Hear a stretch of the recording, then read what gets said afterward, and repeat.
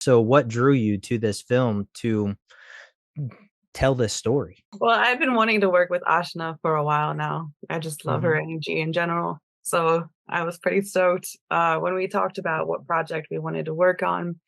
And I told her that I wanted to do something dramatic, as in like something drama based, Mhm. not mellow.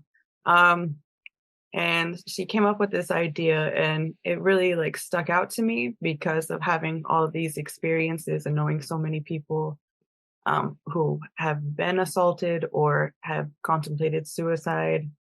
And I just think that those are very important topics, having like my own experiences with the latter and knowing so many people who had experiences with both and or um, I just think that this is a very important topic for everybody as a whole, but also specifically for veterans, people who are a part of indigenous tribes in Alaska. That is actually the highest um, ratio of people who commit suicide. I don't know if you've seen our Instagram. Mm-hmm. People want to check it out. Shame the short film.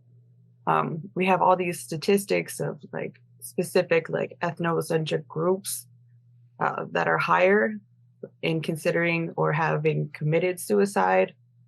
And I just think that these are very important topics, like you said, that aren't talked about because I mean, who wants to like figuratively like rip the heart open and throw a bunch of salt in that wound, you know? So, Ashna, talk a little bit about why you wanted to write this film and the process of. Was it difficult? Were you able to just jump right into it, or what is the backstory a little bit about that?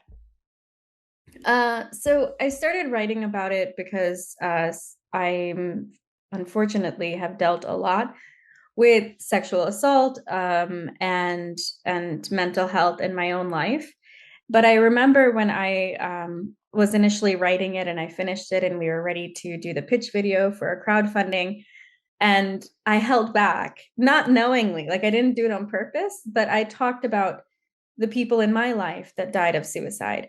But I didn't mention that I thought about it too.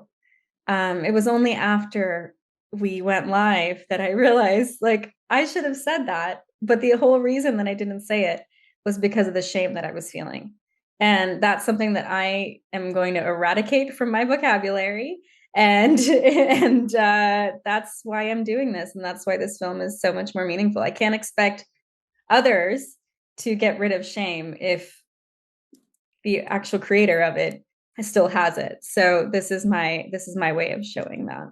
Right, right, and I'm not sure how much of a time span happens in your film. Like, do we see the downward spiral to the eventual suicide, or is it just kind of a quick spiral boom? But I feel like, and I kind of touched on it a little bit at the top, but with the warning signs, right? I feel so many times that there are signs that are missed, that that people are, if we just paid more attention, if we just went out of our way to check on some people sometimes, right? If you notice that your friend is having a bad day, ask why. Call, hey, how are you today? I kind of noticed you didn't seem yourself, kind of. And so often we're so busy with our own lives that we tend to forget, right?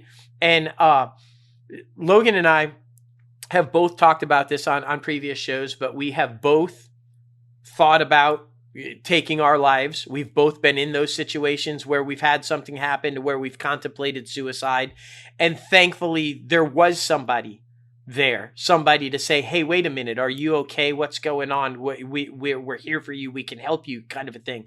But so often that is not the case. And I feel like we need to do a better job of looking for the warning signs, educating people on the warning signs that this is not right. When you see this happen, a quick withdrawal, a change in appearance, somebody that's normally vocally smiling and happy, not talkative anymore. The little subtle things that you should be noticing that we're missing. And I think that goes a lot to the education and the awareness and putting it out there. And films like this do that.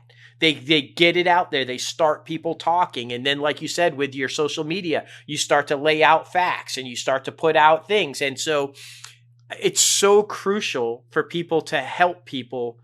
I don't think it's a simple hello, how you doing today could save somebody's life. Literally save somebody's life. The difference between them taking their life that afternoon or seeing that somebody sees them, somebody recognizes them. It's so important, right? Sometimes it's just that I need somebody to hear me.